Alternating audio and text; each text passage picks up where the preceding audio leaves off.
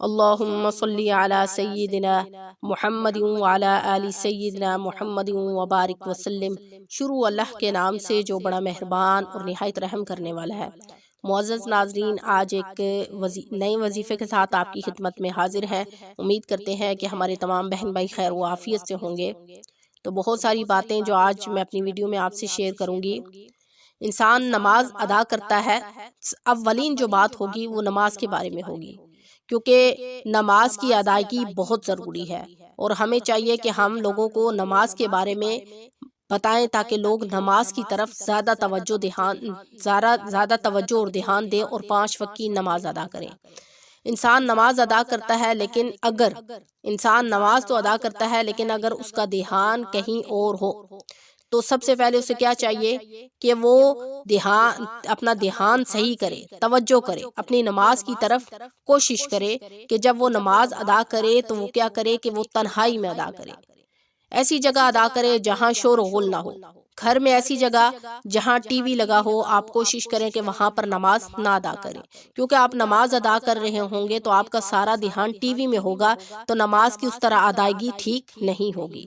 تو وہاں سے کہیں دور جا کر تنہائی میں آپ نماز ادا کریں جہاں پر کہیں بھی شور و غل نہ ہو۔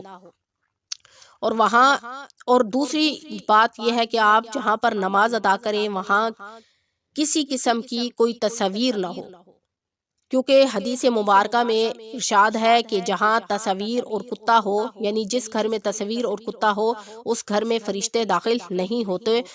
تو جہاں ایسی دو چیزیں ہوں وہاں پر فرشتے جب داخل نہیں ہوتے تو وہاں پر نماز کی ادائیگی بھی درست نہیں ہے۔ ظاہر ہے جب آپ نماز ادا کریں گے تو وہ آپ کی نماز کی ادائیگی نہیں ہوگی، تو لہٰذا ہمیں اس سے بچنا چاہیے کہ جہاں پر تصویر ہو وہاں پر نماز نہیں ہوتی۔ تو شریعت کے لیے عورت کے بارے میں کہا گیا کہ عورت کو چاہیے کہ عورت گھر میں نماز ادا کرے۔ آپ علیہ السلام نے فرمایا کہ عورت کو چاہیے کہ وہ گھر کے کسی کونے میں نماز ادا کرے اور تنہائی میں ادا کرے تاکہ اس کو کوئی غیر مرد نہ دیکھے نماز کی ادائیگی کے وقت۔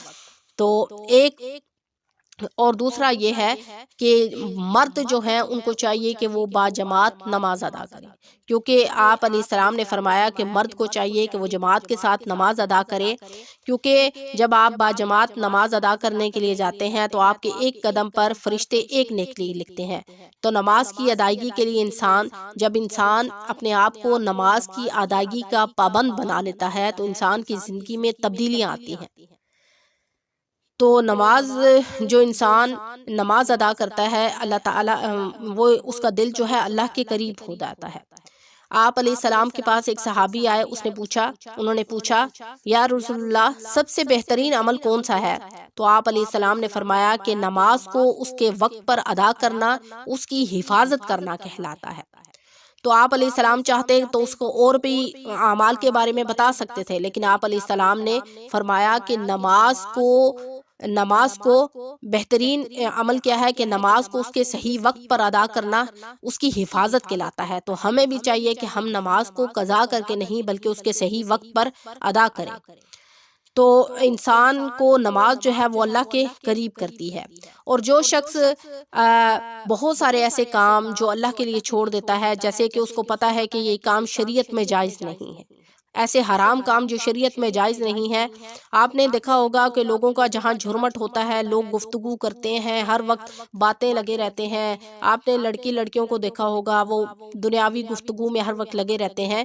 تو آپ کو چاہیے کہ جب آپ ایسی کسی محفل میں بیٹھیں تو کوشش کریں کہ ہاتھ میں تسبیح وغیرہ لے کر بیٹھیں اور ذکر وغیرہ کریں تاکہ آپ کا دل جو ہے وہ اللہ کے ذکر میں مگن رہے، آپ تمام لغو باتوں سے بچ سکیں۔ حدیث مبارکہ میں ارشاد ہے کہ آپ علیہ السلام نے فرمایا کہ تم لغو باتوں سے بچو، اور ایک اور حدیث مبارکہ میں ہے من صمت نجا، جو شخص خاموش ہو گیا وہ نجات پا گیا۔ مثال کے طور پہ جب آپ خاموش رہتے ہیں تو ظاہر ہے کرامن کاتبین جو ہیں وہ آپ کے اعمال کم لکھتے ہیں اور آپ گناہوں سے بھی بچتے ہیں۔ تو اس لیے حدیث مبارکہ میں زیادہ بولنے پر زور دیا گیا کہ جو شخص خاموش رہتا ہے وہ نجات پا جاتا ہے، اس کے اعمال جو ہیں وہ کم لکھے جاتے ہیں۔ تو لہٰذا کوشش کیا کریں، اگر آپ کسی ایسی محفل میں ہیں تو لغو گفتگو کم کیا کریں، اللہ کے ذکر کی طرف اپنے دل کو مائل کیا کریں۔ تو جب بھی آپ جہاں بھی ہوں، جس بھی جگہ ہوں، کوشش کیا کریں کہ بس آپ کی زبان پر اللہ کا ذکر ہونا چاہیے۔ تو ذکر کیا ہونا چاہیے؟ کوشش کیا کریں کہ استغفر اللہ ربی من کل ذنب واتوب الیہ، اس کا ذکر کیا کریں، یا کثرت کے ساتھ درود ابراہیمی کا ذکر کیا کریں، یا اس کے ساتھ آپ اگر دنیاوی کسی معاملات میں آپ پریشان ہیں تو آپ لا الہ الا انت سبحانک انی کنت من الظالمین، یہ آیت الکریمہ ہے، یہ آپ 313 مرتبہ پڑھیں، اور اس کے ساتھ جو ہے آپ اللہ سے دعا کرتے رہیں کہ آپ پر جتنی بھی مصیبتیں ہیں، تکلیفات ہیں، یا آپ کسی پریشانی میں مبتلا ہیں، تو آپ 313 مرتبہ لا الہ الا انت سبحانک انی کنت من الظالمین یہ عمل کیجئے، اور اس کے بعد دعا کیجئے، تو انشاءاللہ اللہ پاک جو ہے آپ کی تمام پریشانیاں، تمام حاجات میں آپ کے لیے مدد فرمائیں گے آپ کے۔ تو معزز ناظرین، آج کا وظیفہ جو ہے وہ آیت الکریمہ کے حوالے سے تھا کہ اگر آپ کسی مصائب میں پریشان ہیں یا کسی تکلیفات میں ہیں تو آپ کثرت کے ساتھ نہیں تو 313 مرتبہ آپ لا الہ الا انت سبحانک انی کنت من الظالمین اور 11 مرتبہ اول آخر درود ابراہیمی پڑھنے کے بعد دعا کریں۔ انشاءاللہ جو دعا کریں گے وہ قبول ہوگی۔ تو آج کا وظیفہ یہیں پر ختم کرتے ہیں، انشاءاللہ نیکسٹ وظیفے کے ساتھ آپ کی خدمت میں حاضر ہوں گے۔ وآخر دعوانا ان الحمد للہ رب العالمین۔ السلام علیکم ورحمۃ اللہ وبرکاتہ۔